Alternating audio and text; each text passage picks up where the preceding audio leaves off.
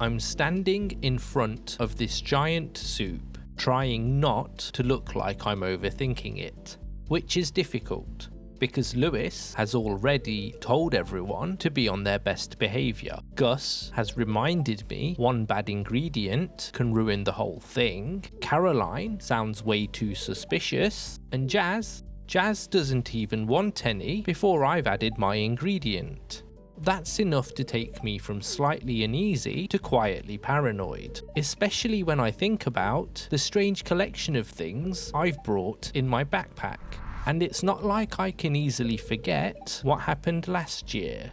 So this time, I used my brain. Well, I spent an hour before I arrived thinking about what to bring. Not in some brilliant tactical way, more in the sense of who do I like and what do they like. That's how I've ended up standing in front of a giant soup with a bunch of ingredients that felt sensible an hour ago and slightly embarrassing now, because half of them are useless.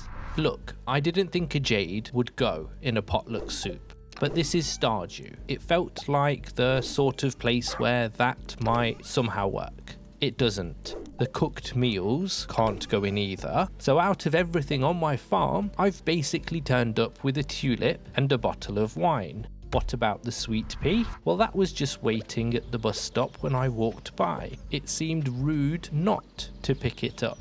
The tulip feels safe, the wine feels like something people would actually want. And with it feeling like everyone's staring at me, in it goes. Cranberry wine. Leah will definitely approve, and hopefully Jazz and Vincent steer well clear of the soup.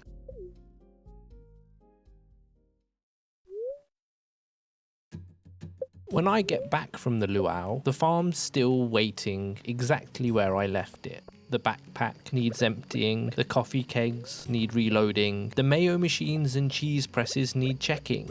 And somewhere between sorting all that out and pretending I've come home in a calm, organised state, I noticed something that's been quietly following me around for a while now.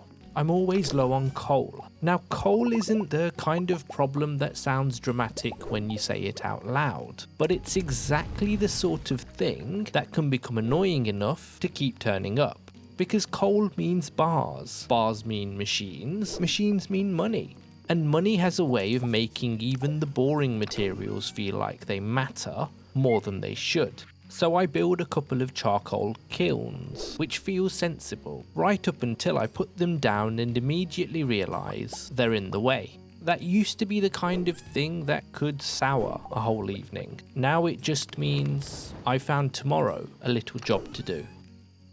Friday feels normal, or as close to normal as things get round here. I'm up, I'm on the espresso, I do the rounds, and before long I'm out of the valley and heading to the desert. Partly because I want to see Sandy, partly because Sandy sells things Pierre doesn't, and partly because that little clue from Mr. Key is still lurking in the back of my mind. That's the awkward thing about Stardew once it gets its hooks into you. Nothing fully leaves your head. A clue sits there, a material shortage sits there, a machine you haven't built yet sits there, a blocked off bit of the map sits there. Everything waits its turn. So I get to Sandy's and spend a fair bit on seeds, which, in fairness, is hardly the first time I've reached for my wallet in a desert and hoped it counts as good judgment. I hand Sandy a tulip while I'm there, do a bit of fishing in the pond nearby because I can't help myself, catch a few sandfish and immediately think, that can't be the only thing living in here. Then I head back to the valley with beet seeds in my backpack and the faint sense I've signed myself up to something I don't properly understand yet. Which, if we're honest, isn't exactly rare. By the time I'm back on the farm, it's late enough that there's a bit of pressure on the evening. And that's when I do something that should really have gone worse than it does. I accidentally tried to plant the beet seeds, and Stardew tells me no, out of season. Now I don't know if you've noticed, but I'm not naturally gifted at taking that sort of message lightly. Something as small as wrong season has a nasty habit of bringing friends with it. Why have I bought these now? What have I missed? Have I misunderstood something obvious? Have I just made another stupid little mess for myself to deal with later? This time, it doesn't really happen, because after about half a second of standing there with the seeds in my hand, I remember something. The greenhouse. That's the difference. Not that I've become wise, or above frustration, or any other noble sounding nonsense. Just that a friction point doesn't automatically become a catastrophe anymore. Sometimes it's just somewhere else. So I head over, and the really nice part is, it works. I get a patch ready, make it bigger, the beet seeds go in, the rhubarb goes in, and once I've realised I can do something useful, I still haven't quite shaken the habit of trying to do all of it immediately. So I keep going, keep watering, keep telling myself there's enough time. But there isn't. I collapse in the greenhouse at 2 in the morning, which isn't ideal, but it's also not the end of the world. It just means Harvey's about to get a little richer. Saturday starts with me marching straight back into the greenhouse, holding coffee. Because after collapsing in there the night before, I'd quite like a little confirmation that I wasn't just having a very optimistic breakdown. And there it is. The crops are in, they're fine. The greenhouse is more useful than I'd been treating it. And standing there with a coffee in hand, I get one of those little Stardew moments where something useful goes from half understood to obvious. That's useful, which is exactly the sort of thing that can get me into trouble. I get on with the day properly after that. Billions, the calendar, a bill from Harvey for last night's collapse, which feels fair enough. The usual machine work, harvesting, reloading. Then I start chopping down the stretch of overgrown mess behind the production zone. Not because I've had some great revelation, because I want to shed. The kegs outside the front door have been pushing their luck for a while now, and there comes a point where the phrase production area starts to lose its dignity if a big part of the production is happening next to the house, like I'm running a slightly disorganised pub. So I head to Robin's and buy one.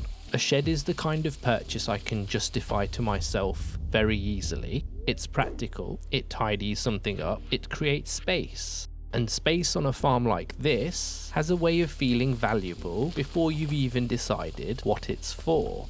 I place it behind the production zone where I've cleared the trees, head back and spend the rest of the day getting that area ready, breaking up the old path, planting trees around the scaffolding, patching the holes I've made, trying to make the ground look like I meant it to look this way all along.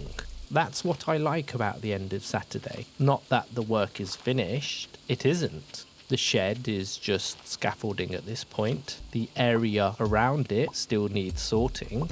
And there are plenty of things on the farm that look far less intentional than I'd like. It's more that none of that bothers me in the old way. The kiln placement can wait, the shed can take a couple of days, the beet seeds are in, the farm's still moving, and that seems to be enough. Sunday starts with Evelyn on the farm carrying a garden pot. Now the pot itself isn't exactly life-changing. What catches me is the timing. I've only just remembered the greenhouse can bail me out of seasonality, and now Evelyn's cheerfully handing me another way to grow things indoors. Like the game's decided I still haven't fully grasped how much room there is to operate here. Fair enough. Then the blueberries come in, and if there's one thing a first proper blueberry harvest does well, it's make one dehydrator look a bit lonely. That thought arrives immediately, not with a panic, not with a lecture, just a quiet little, right, more dehydrators would help. Then the day carries on doing what Stardew days do when the farm's alive. Linus wants his cleanup sorting. Pierre sells me grass starter, so I don't have to burn through the fibre I've got sitting in storage. I take another look at the dehydrator recipe, not because I'm buying it yet, because once the blueberry thought is in your head, the recipe starts looking a lot more relevant than it did yesterday. Back on the farm, the machines keep moving, paths need laying and fixing. Everywhere I look, there's one more thing to do, make, improve, or buy, and none of it feels like an accusation. even when the paths take longer than I want, even when I find out I can't plant trees where I had in mind, even when I stand back from the newest bit of flooring and think, that still looks a little naked. It just means the farm isn't finished. By the end of the day, I'm low on cash, so I start selling goods. Then some more, then another round for good measure. A while back, that number in the top right had a way of tightening the whole day around it. Now I just need the money, so I sell some things. Problem solved. Monday morning starts with the TV telling me horses find their own way home at night, which is lovely. If only I had a stable. If only I had the hardwood. That's still there. The stable, the hardwood, the idea, the usefulness. The fact I can't quite get there yet. Then the shed arrives a day earlier than expected. That's a proper little lift. I step inside and immediately understand why people like sheds so much. There's space in there, proper space, the kind that makes the farm feel like it can breathe a bit. So the coffee operation moves. Chest, kegs, bits and pieces, the whole lot. And for a while, it feels like a very neat answer. The front of the farm looks less cluttered, the production area makes more sense. Everything's a touch more organised. Then later on, I realise something. Tidier kegs are also easier to forget about. A nice reminder that a good idea doesn't have to become a perfect one to still be worth doing.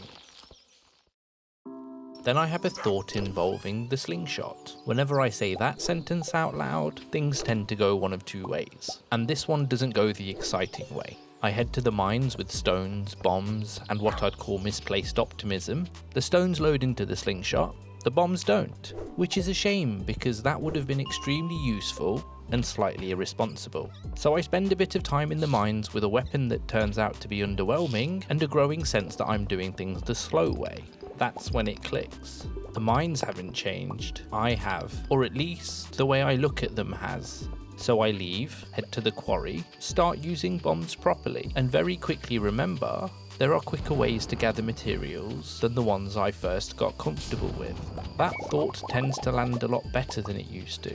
A while ago, realising I could have done something differently had a way of sounding like self-indictment. Now it mostly sounds like good to know. Which is why, when I get back to the farm that night, empty the backpack and look around at what's moved, what's improved, and what still hasn't, the feeling is oddly simple. The shed's useful, the stable's still out there, the hardwood is still missing, the better methods are still revealing themselves, and there's still so much I'm learning.